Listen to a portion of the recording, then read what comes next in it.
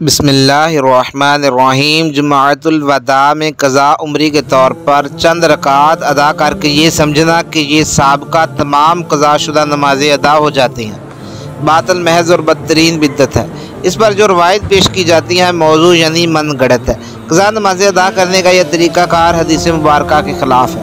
حضور اقدس صلی اللہ علیہ وسلم نے ارشاد فرمایا، جو شخص نماز بھول گیا تو جب یاد آئے ادا کر لے، ادائیگی کے سوا اس کا کوئی کفارہ نہیں۔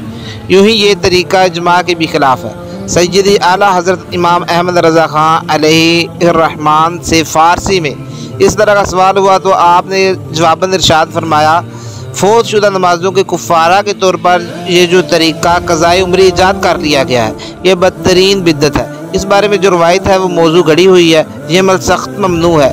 ایسی نیجت اعتقاد باطل و مردود اس جہالت کبھی اور واضح گمراہی کے بطلان پر تمام مسلمانوں کا اتفاق ہے۔